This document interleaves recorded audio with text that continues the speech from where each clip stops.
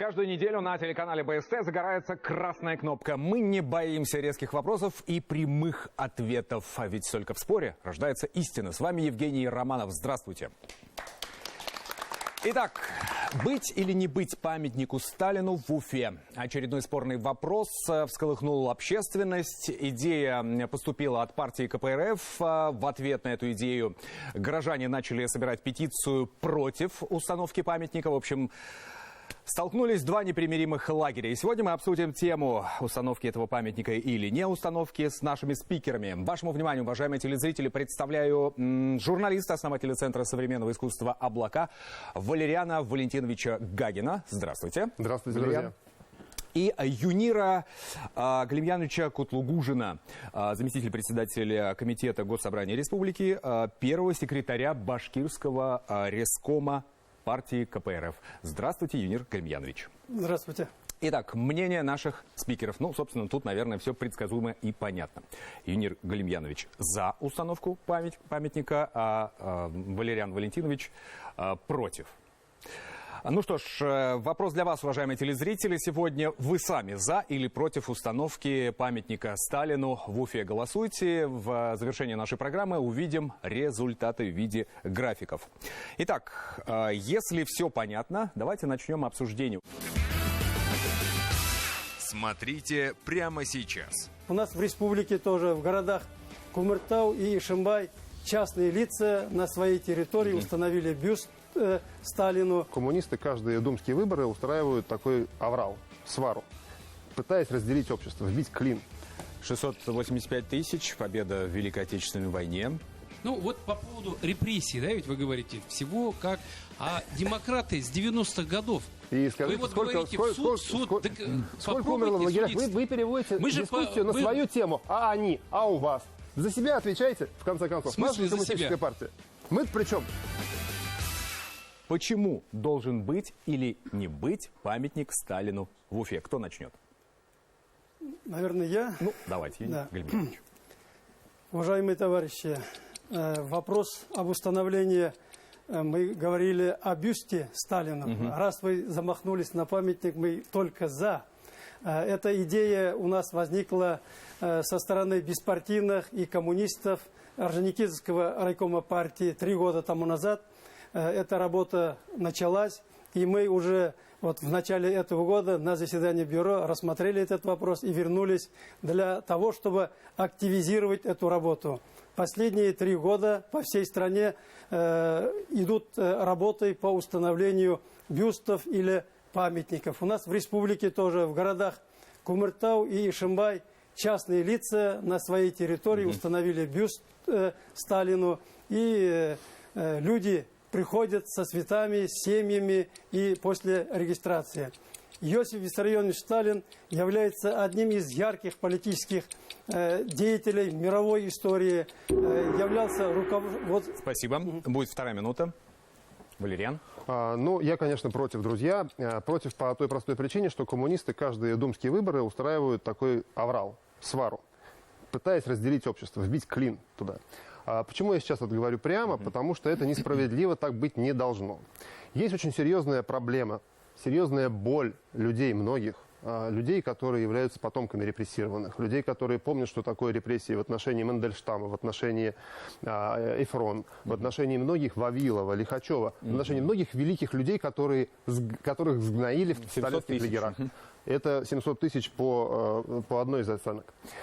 Зрители подскажут. Так вот, я считаю, что не должно, не можно, используя свои какие-то политические, преследуя политические цели, поднимать эту тему. На частных территориях, пожалуйста, к сожалению, имя это не под запретом, хотя судебный процесс не помешал бы над деятельностью Иосифа Сталина, но только на частных территориях. Никита Хрущев уже выступил. Поэтому так вот, конечно, мы пройдемся. Это как раз по поводу первого секретаря центрального комитета, генерального секретаря. Так, Юнир Галимьянович, 2 минута. Я хочу сказать, что с товарищем Гагиным не соглашусь. Одними репрессиями ведь не очернить биографию Ну Сталина. да, весьма однобокое такое Да, представление. за последние 30 лет мы это видели, и сейчас народ приходит, как говорится, к разуму, и сейчас вот снизу идет поддержка и инициатива. Он явился выдающимся руководителем советского государства и главнокомандующим был вооруженными силами СССР. И звание генералиссимуса он был вдохновителем и организатором нашей победы. И после того, как Владимир Ильич Ленин из жизни, он в 22 году избирается генеральным секретарем и с 24 года становится руководителем советского государства. И одна страна социалистическая во всем мире, со всех сторон были нападки. И тем не менее наши люди поверили в Сталина и стали победителями. Спасибо. Ну, вешать самому себе звезды генералиссимуса много ума не нужно, особенно когда ты руководишь авторитарно страной, великой страной, когда ты поставил на колени огромное количество людей, когда ты творишь, что хочешь, и, собственно, все это было сказано в докладе Никиты Хрущева, который является единственным документом, подчеркну, имеющим правовую юридическую силу. Мы же говорим, вот сейчас можем уйти в правовую плоскость. Так вот, этот доклад является правовым документом, который четко определяет, что не должно никаких бюстов ставить, никаких памятников ставить, и нужно демонтировать и вот убрать все это из памяти. Абсолютно правильное решение было коммунистической партии принято тогда, потому что в противном случае народ бы просто возмутился, когда не было бы такой реакции на это. Недопустимо сейчас вообще говорить о том, что, ну, как может быть хороший инженер насильником серийным? Может быть. Так вот, в данном случае, пока суд не примет решение о том, виновен Сталин или не виновен Сталин в тех деяниях, которых его подозревают, серьезно подозревают, и сама партия подозревает, о чем говорить? Человек подозревается в преступлении против человечности, а не абы как. Ну, это одни голые слова. За этот период, после 1953 года, можно было несколько раз судов провести и доказать, если у них были доказательства. И хотел бы я у него спросить, сколько человек было репрессировано. Я к сведению скажу, с 22 года по 53 год всего репрессировано было 685 тысяч. А сейчас мало репрессируется или же находится за решетками. Тоже надо сравнить. И хочу сказать, что в Уфе памятник Сталину был возле театра оперы и балета. И мы не просим вернуть, потому что хорошее достояние нашей столицы, 7 девушек украшают нашу столицу. Поэтому мы с письмом обратились к главе республики выделить земельный участок в Парке Победы. И наряду с военными победителями, нашими, скажем, ветеранами войны и труда, генералиссимус должен стоять в Парке Победы. Юнир Гальмьянович, ну вы так сказали, всего 685 Друзья, тысяч. да что же это за людоедская такая партия? Вот в 91 году была запрещена один раз коммунистическая партия Советского Союза. Я думаю, что это правильное было решение. Всего 685 тысяч репрессированных. Вы вдумайтесь в формулировку. Всего 685. Всего один мой прадед, да, звучит... умерший в лагере от голода. Всего один Вавилов от голода, сгинувший в тюрьме. Всего один. Этого уже более чем достаточно. А тут всего 700 тысяч. Это по официальным подсчетам. Друзья, всего 700 тысяч – это ничто для коммунистической партии. Ребят, ну тогда о чем говорить? А то какие думские выборы? Вот вдумайтесь, коммунистическая партия. Всего 700 тысяч репрессировали. Я предлагаю в заголовок это вынести. Так вот, друзья, судебный процесс, безусловно, можно и должно и нужно провести. Главное – открыть архивы, поднять документы, и чтобы была политическая воля. Это сделать возможно. Он начинался в начале 90-х годов, было по Новочеркасскому делу первое решение. И были осуждены, кстати, не осуждены, а обвинены участники. Первый секретарь, кстати, крайкома. Единственное определение прокуратуры есть. Ну что ж, спасибо. Выслушали ваше мнение. Пожалуйста, реплики из зала. 685 тысяч. Победа в Великой Отечественной войне. Ну, вот по поводу репрессий, да, ведь вы говорите, всего как... А демократы с 90-х годов, по статистике, 20 миллионов людей только русских и 10 миллионов украинцев. Куда вы денете-то? Так а что мешает? Проведите расследование. И скажите, вы вот сколько умерло в лагерях. Вы переводите дискуссию на свою тему. А они, а у вас. За себя отвечайте, в конце концов. В смысле наша за себя? коммунистическая партия.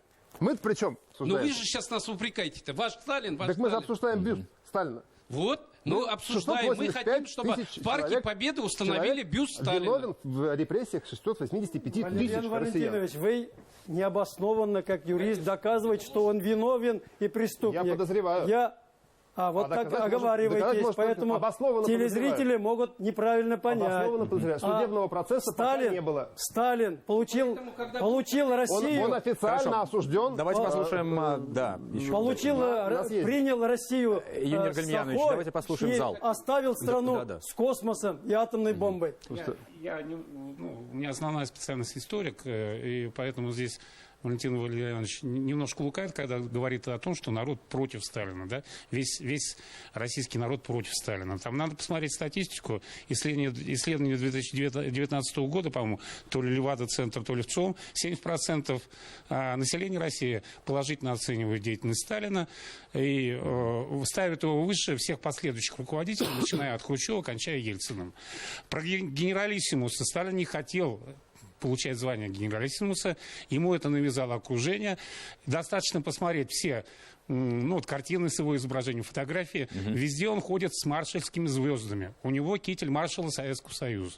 Вот недавно у нас вышел фильм Булата Юсупова «Первая республика» называется, да, художественный фильм как раз о цвете башкирской интеллигенции, который был буквально на корню уничтожен в 1937 году. Многие из этих людей жили в доме специалиста Ленина-2. Да, весь этот дом украшен мемориальными табличками от наших деятелей башкирской культуры, которые уехали из этого дома в черных воронках и больше в этот дом не вернулись. Мне кажется, вот это самый правильный, исторически верный памятник сталинским репрессиям в нашем городе. А памятник Сталину, который был когда-то, у нас стоял, многие уже и не помнят на самом деле, где он был. Это помнят только краеведы. Напротив гостиницы «Агидель», да, по-моему? Был демонтирован за одну ночь, так же, как и во всех многих других городах. 51 год тоже. Да, сейчас и эти памятники находят там на дне реки и так далее. И в этом тоже историческая справедливость. Нет абсолютно никаких предпосылок к тому, чтобы этот памятник возвращать, как втихомолку вернули памятник Ленину,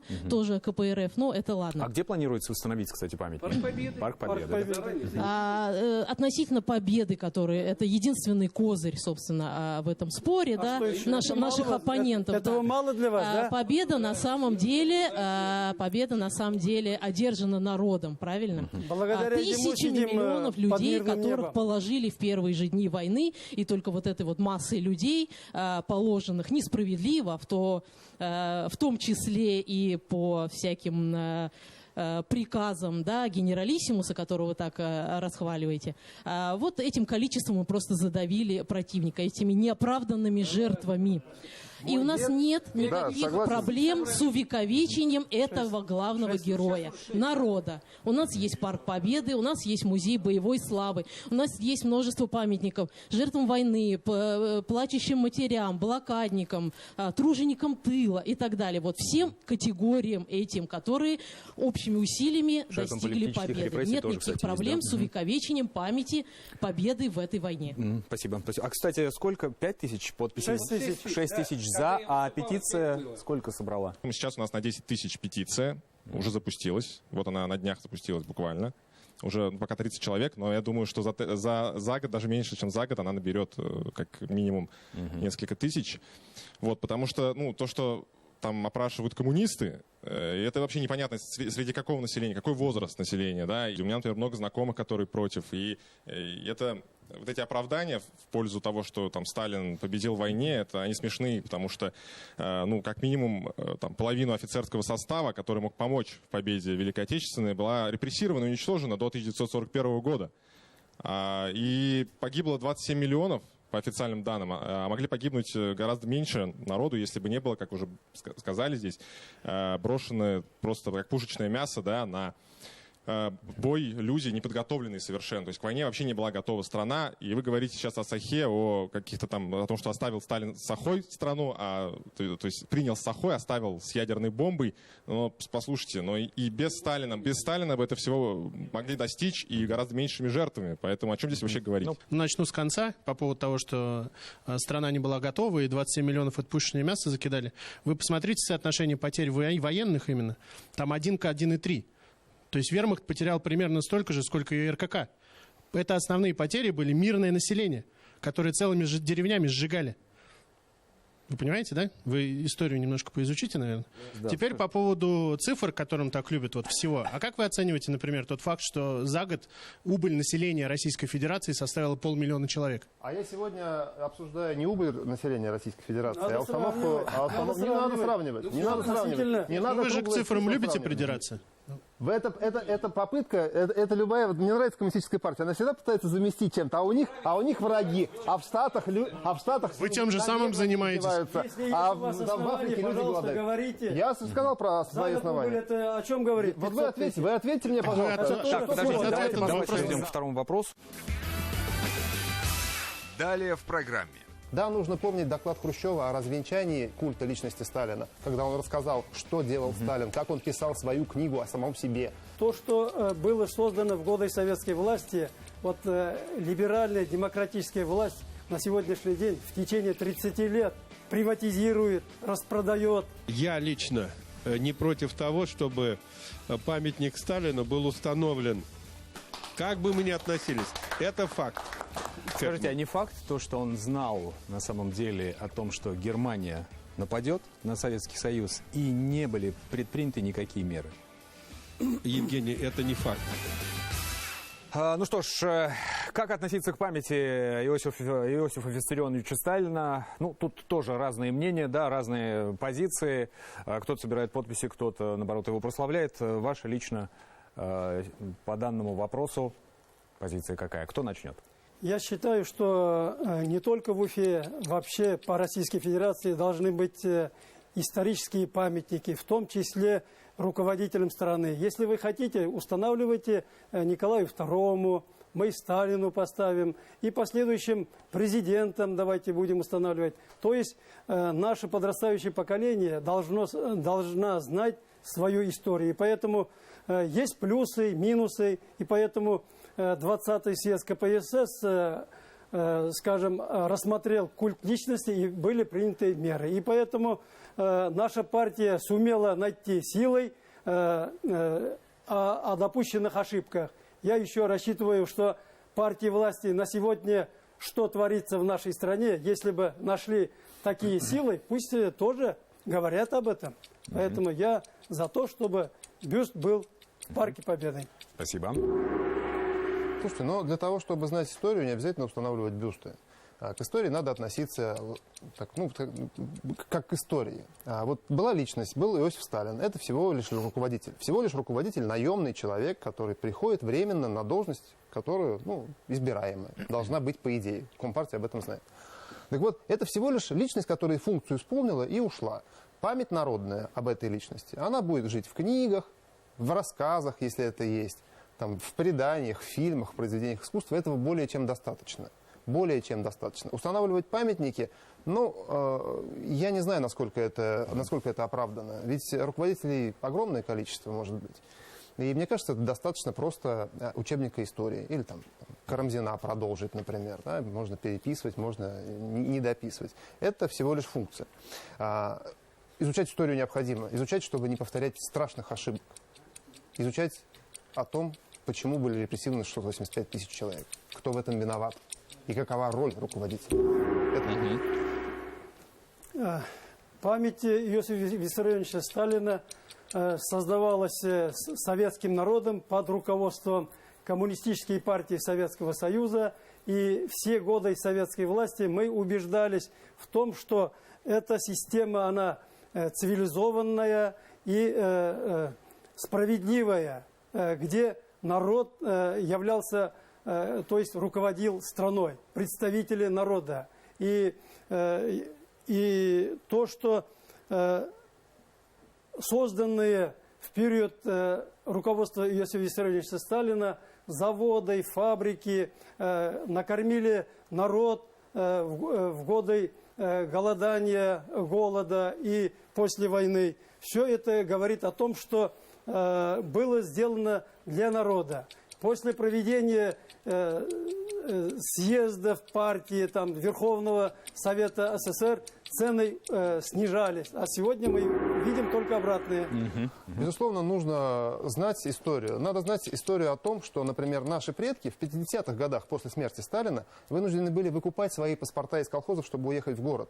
А почему они уезжали в город? Да потому что голодно в деревне было, потому что продразверстки. Они покупали паспорта. Да, нужно помнить доклад Хрущева о развенчании культа личности Сталина, когда он рассказал, что делал Сталин, как он писал свою книгу о самом себе, как он сам себе приписывал свои военные заслуги в этой книге. Это все написано в докладе. Но также нужно помнить, как Хрущев разогнал бульдозерную выставку. Приехал и стучал там ботинком мать перемять, как он выгнал цвет. Ботинком, конечно, в другом месте стучал. В другом месте, да, но это образно. Вот. Он выгнал цвет интеллигенции из страны, как он там открыл эти психушки, специальные лечебницы. Об этом тоже нужно думать. И он тоже был генеральным секретарем Коммунистической партии Советского Союза. Запомните. Первым секретарем. Да. То есть, тем не менее, это все было. Это нужно знать, это нужно помнить. Эти действия необходимо изучать. И потом оценивать, что важно, что нужно сделать, чтобы этого никогда не повторилось. То, что было создано в годы советской власти, вот либеральная демократическая власть на сегодняшний день в течение 30 лет приватизирует, распродает, выводит капитал за рубеж. Все еще мы живем как при достижениях советской власти. И то, что было сделано вот в области индустриализации, развития промышленности, создания коллективных хозяйств, наряду с производством, Сталин уделял особое внимание образованию и культурной революции. Мы в этих областях сделали большой скачок. Сегодня возьмите образование, здравоохранение, детские сады. За копейки также пользовались услугами ЖКХ. Сегодня пенсионеры к нам идут. 12 тысяч пенсии в городе, 3-5 тысяч только за отопление, а за остальное лекарства и питание. Никто не говорит о том, что нужно взять и историю не изучать, и не говорить о том, что люди сделали действительно, вопреки многому, делали действительно классные вещи. Они создавали произведения искусства, они писали картины, они строили заводы, БАМы. Это было. Но я помню прекрасно 85-й, 86-й года, 84-й года, когда на полках ничего не было, когда стояла капуста цветная.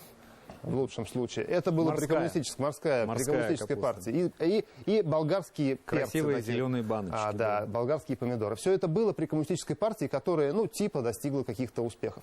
Нет, коммунистическая партия профукала весь бюджет, профукала все то, что народ заработал, и истратив это все, перелив это в пули и отдав это на приобретение лояльности по всему миру. Подкармливая одну страну, вторую страну, третью. До сих пор кредит собрать не можем. Народ голодал у нас дома в стране. Коммунистическая партия выгнала из Башкирии Шевчука у нас.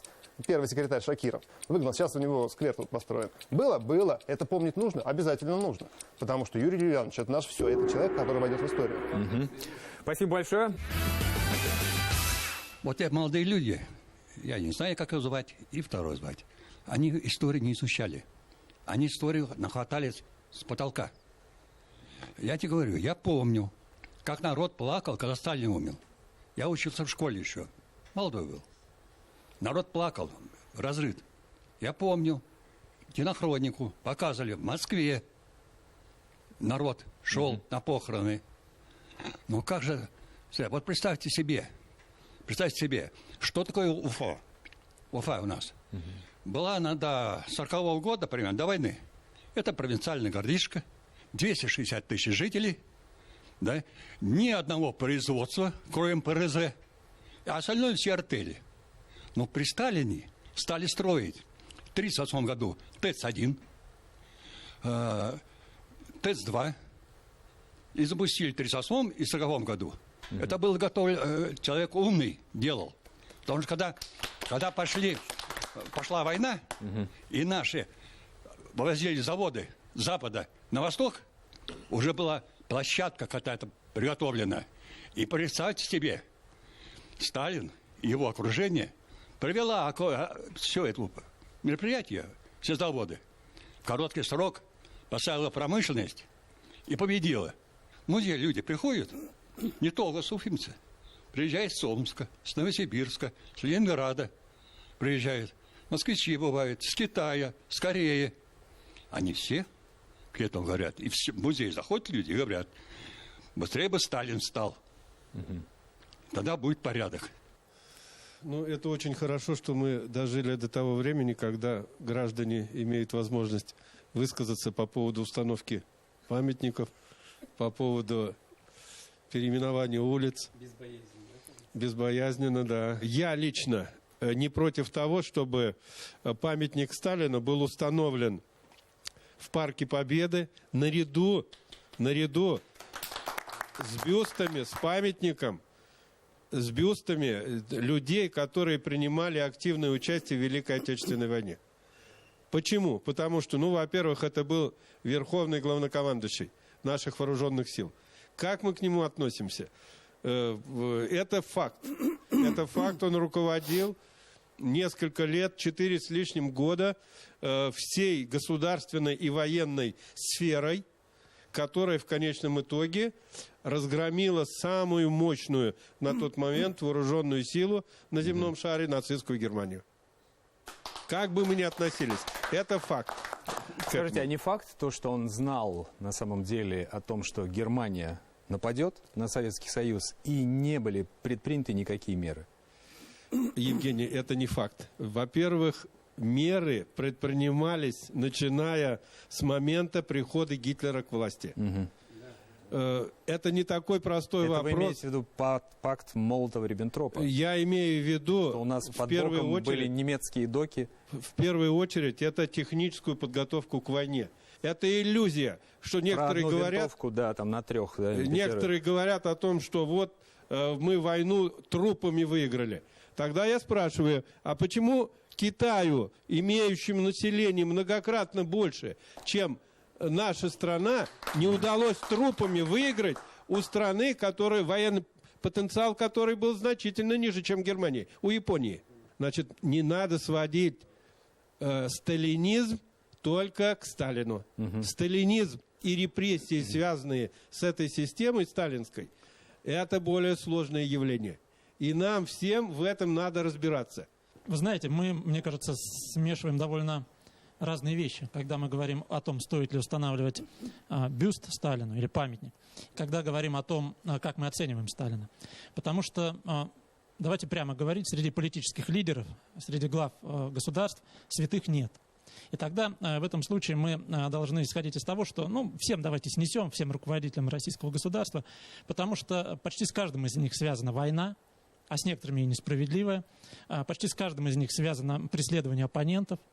Поэтому, если мы говорим о том, нужно или не нужно устанавливать бюст Сталина, то и как оценивать его личность, то вот Евгений Галимьянович сказал фразу, которая приписывается Черчиллю, о том, что Сталин взял Россию с Сахой и оставил с атомной бомбой. На самом деле, наверное, справедливо было бы сказать, что он оставил ее и с атомной бомбой, и с Сахой.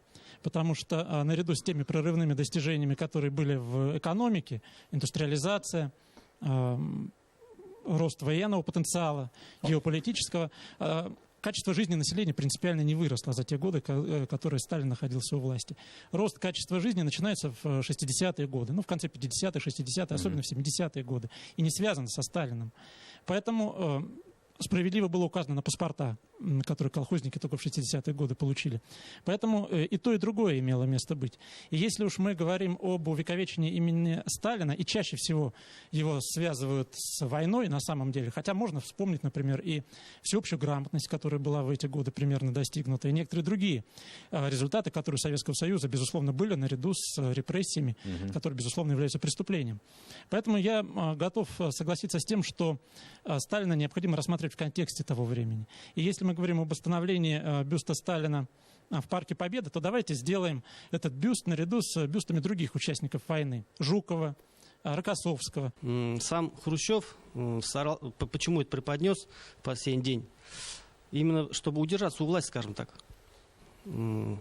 Оболгав кого-то того, кто был, для кого он был шутом, скажем так. То спляшет для него, то, скажем, на баяне сыграет. Вот так вот.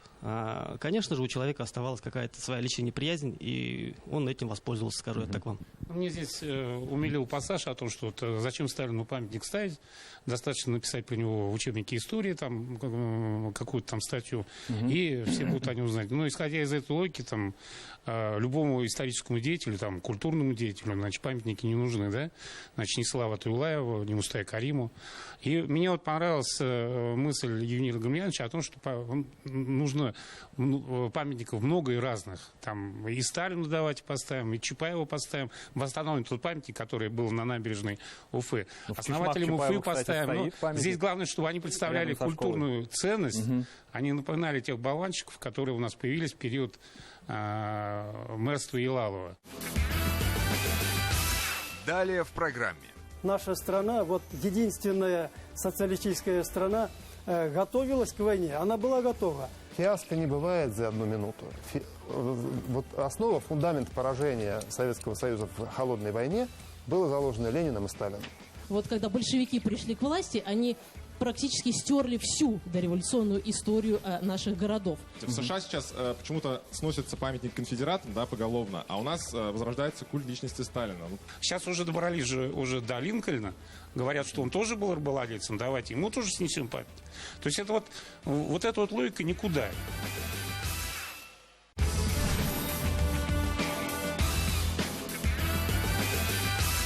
Давайте перейдем к третьему вопросу и подойдем к обсуждению сегодняшней темы несколько шире. Время от времени в нашей стране сталкиваются противоположные стороны. Мы начинаем менять названия улиц, городов. Да? Был Куйбышев, стала Самара. Был Калинин, стала Тверь. Кстати, название улиц, да, многие сейчас вызывают споры. Убийцы царской семьи, название станции в Москве. И все время это принимает большой общественный резонанс. Может быть, все-таки спокойно, на самом деле, относиться к этому. И ничего страшного в этом нет. Ведь поменяли название городов, и ничего не изменилось практически. Как вот вы относитесь к этой теме, к этому аспекту? Кто начнет? Наверное, да, пожалуйста. Вот переименование улиц, там, отношение к памятникам. Вот у нас в Российской Федерации я наблюдаю вот из стороны в сторону, когда кидаемся. Вот этого не должно произойти. Поэтому сегодня КПРФ выступает за демократизацию нашего общества, чтобы у нас жизнь улучшилась. Люди должны участвовать в управлении государством, чтобы выборы проходили честно и добросовестно. И, наверное, мы придем к этому постепенно. И поэтому политические партии, движения, они должны высказывать свое мнение. И хочу сказать и о том, что в начале 2021 года Республиканский комитет КПРФ, именно мы организовывали сбор подписей за присвоение Героя Советского Союза генералу Шаймуратову. Это произошло.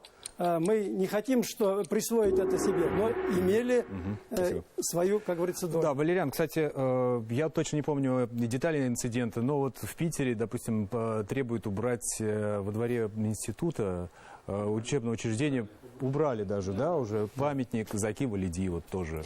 Да, вы знаете, чем мне нравится башкирское общество? Мы в любом случае договоримся, и это классно. Мы очень дружелюбные, и мы найдем компромисс. И я понимаю, в чем причина противоречий, как мне кажется, верно понимаю. Причина противоречий в том, что стоит отталкиваться от базовых ценностей. Право на жизнь, право на свободу, право на вероисповедание, право на то, что собирать и так далее.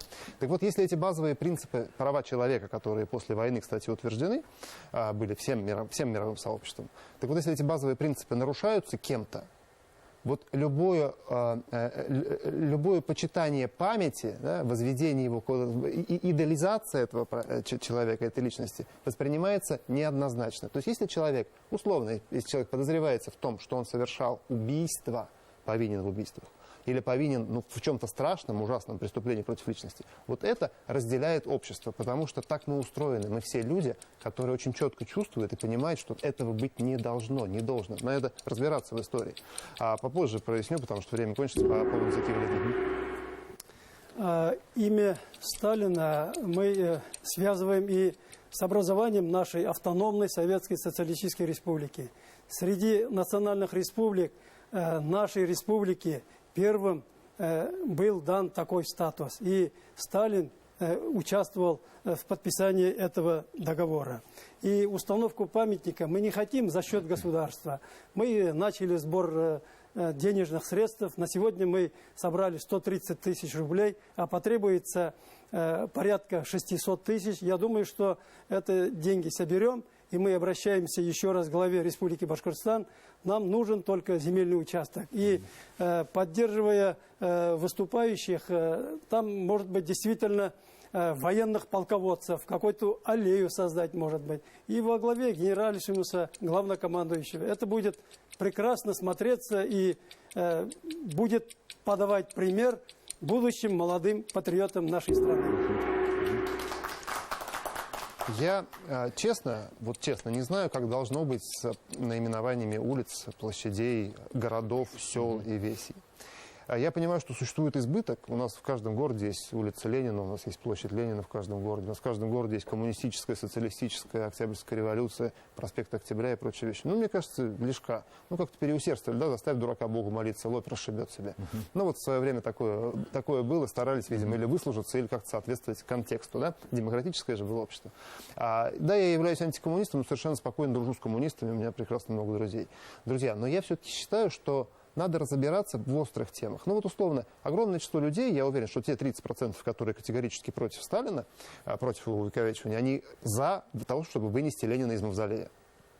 Но вот эта тема же не обсуждается обществом, потому что она признана такой, что не стоит ей говорить, потому что она несет разброд, разделяет общество, и не нужно это делать. Понятно. 3 минута. Я не совсем соглашусь насчет Владимира Ильича Ленина. Либералы они несколько раз поднимали, но все-таки прогрессивное человечество нашей страны остановило вот это движение. И вот к слову Николая Анатольевича, хотел бы в поддержку сказать о том, что наша страна, вот единственная социалистическая страна, готовилась к войне. Она была готова. Скажем, за 10 лет почти резкий скачок мы сделали вот по укреплению материально-технической базы.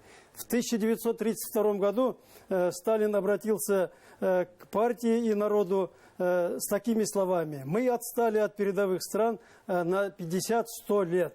Мы должны пробежать это расстояние в 10 лет, либо мы сделаем это, либо нас сомнут.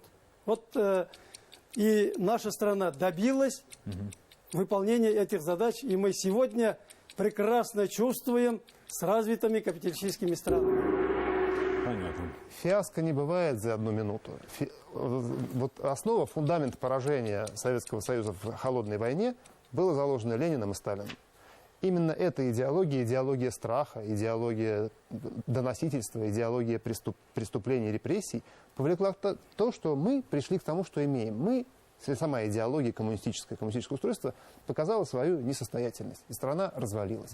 Именно это стоит обсуждать, именно об этом стоит говорить. И если вот любое это движение повлечет не только привлечение внимания коммунистической партии как к игроку на думских выборах, но еще и привлечет внимание к истории, к осмыслению того, что было, всеобъемлющему осмыслению, вот такому отвлеченному, это будет прекрасно. Это обсуждение привлечет внимание людей, наших уфимцев, горожан к тому, чтобы подумать, а что же происходило тогда, кто же виновен в том, что мы докатились, если тогда такие хорошие были, докатились тогда до 89-го года, до 90-го, когда Союз развалился, что привело?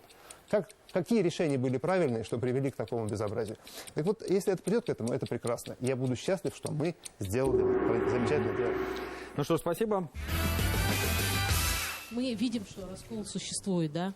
Как говорит Валериан, не стоит действительно вбивать очередной клин, потому что две позиции, они в каких-то точках сойдутся, но в основном будут непримиримые. Все-таки репрессии ничем оправдать нельзя. Ни победой в войне, ни какими-то другими соображениями. Сталин для одних это символ тоталитаризма, репрессий и бесправия человеческого, для других это символ победы и процветания, которое было когда-то, мы даже не родились еще в это время, да, не застали, к сожалению, этих чудесных времен. Однобокое понимание истории, которое КПРФ пытается постоянно внедрить, в том числе музеем Сталина. Да? Музей Сталина — это на самом деле маленькая комнатка при отделении партии КПРФ с вырезками из газет, маленьким бюстиком, где они осуществляют свой культ. Вы там были, нет? Осуществляют свой культ. Я была на экскурсиях, и я знаю, как это подается. Можно не перебивать, пожалуйста? Я скажу и мы правду, слушали внимательно вас. Да, мы слушали внимательно. Договорит, потом вы добавите. Мы слушали внимательно. Послушайте вы, у вас же демократия. Детям это подается так, что были замечательные времена, и добрый дедушка Сталин эти замечательные времена воплощал. Вот так это подается. Я, может быть, тоже была бы не против как-то историю изучать, да, но с разных сторон. Вот в Москве и других городах есть и музей ГУЛАГа, и музей репрессий, где, не отрицая победы в войне и военных достижений, рассказывается вот и об этой истории. Но если мы партия КПРФ инициирует памятник Сталину, мы знаем, что это будет просто символ поклонения очередное, возрождение культа личности. Вот только в таком разрезе и будет это подаваться. Вот мы против такой однобокой подачи истории. Это очень смешно, когда оппоненты обвиняют меня, экскурсовода, который водит экскурсии, в том, что я не знаю, какие у нас были памятники в городе. Я как раз и рассказала о том, что памятники были, и все они были демонтированы. Не просто так, а в ходе, так сказать, истории, исторической справедливости. Относительно улиц вот здесь затронули, да? Действительно, вот когда большевики пришли к власти, они практически стерли всю дореволюционную историю наших городов. Купцов, дворян, которые очень много вкладывались в историю города. Блохин, Чижов, Бухартовский, где названия, посвященные Бекетова Ирина Ивановна, да, в честь которой назвали улицу в свое время, потом она называлась социалистической, да, Безлика, среди миллионов социалистических в других городах. И точно так же другие названия, которые уже вообще не имеют сейчас никакого смысла. Например, улица 15-го партсъезда, да, улица 40-летия октября. Не пора ли как бы некоторую провести действительно десоветизацию вот в этом плане, пересмотреть вот этот фонд наш устаревший? Да, действительно, для музея Сталина государство не оказывает помощи, поэтому мы вынуждены взять аренду помещения. Там порядка 100 квадратных метров. Это не комната. И там мы оформляем, и сегодня продолжаем оформлять. И сегодня у нас проводится политическая учеба, партийные собрания по ВКС, как и во всей стране. Спасибо. Почему мы не устанавливаем, например, музей репрессированных? Почему у нас нет? У нас есть в Москве, там, да, в Петербурге, вот Кристина сказала. Например, в Сургуте есть такой, есть мемориал. И в 2016 году, по-моему, население также решило установить бюст Сталину. Через несколько дней его демонтировали. Потому что, ну как это вот не укладывается в голове, да, ну здесь у нас, значит, люди умирали, а здесь мы преступнику ставим бюст. В США сейчас почему-то сносится памятник конфедератам, да, поголовно, а у нас возрождается культ личности Сталина. Где возрождается, потому что если мы будем везде сейчас бюсты по всей стране восстанавливать, то история, то есть память о Сталине, она исказится, она и так уже искажается, то есть мы рисуем какой-то ореол идеального лидера, который был просто, репрессии там оправдываются, что якобы это нужно было, это там враги народа, что в войне бы мы не победили, индустриализация и все такое. Но на самом деле, например, заводы, они многие были с царских времен оставлены.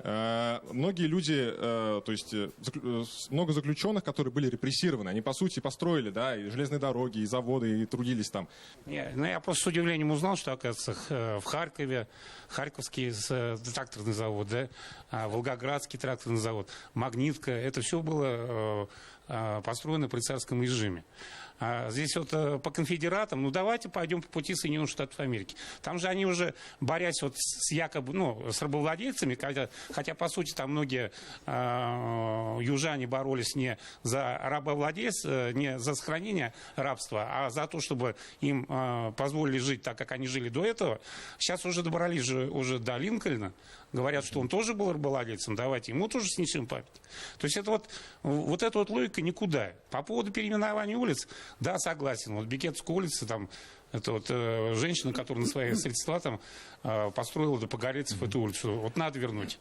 Но с другой стороны, давайте Жандармскую улицу вернем, переименуем Достоевского.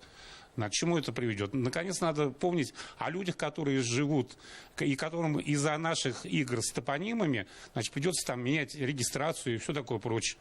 Ну, мне кажется, мы здесь немножечко сгущаем краски, когда говорим о том, что переименование неизбежно вызовет раскол общества, неприятие другой точки зрения. Наш опыт совершенно недавний показывает, что если переименование связано с деполитизацией, то, в общем-то, это воспринимается нормально людьми. Ленинграду вернули название Санкт-Петербург в начале 90-х. Самара называлась Куйбышевым. Кто сейчас помнит, что Самара Куйбышевым называлась? Понятно, что люди помнят, но никакой рефлексии по этому поводу нет на самом деле.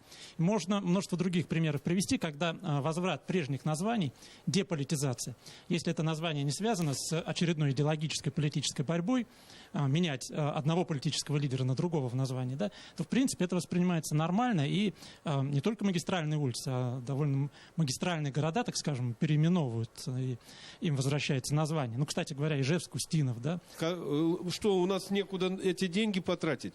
Меня это поражает. Как мы легко. Это солидные суммы, что касается переименований. Неужели у нас нет сейчас более острых дел? Это же не мы хотим. Это раз. Второе. Разве нас не интересует мнение граждан? Я думаю, в первую очередь, люди должны сами решать. Ну что ж, наша программа на этом завершена. Евгений Галимьянович, Валериан Валентинович, большое спасибо. Сегодня мы обсуждали тему, стоит ли устанавливать бюст Иосифу Виссарионовичу Сталину в Уфе в парке Победы. Ну, мнения, как всегда, разделились, и как своеобразное отражение общественного отношения к этому вопросу наше сегодняшнее голосование. Результаты вы видите на своих экранах. Это была программа «Красная кнопка». Всего доброго.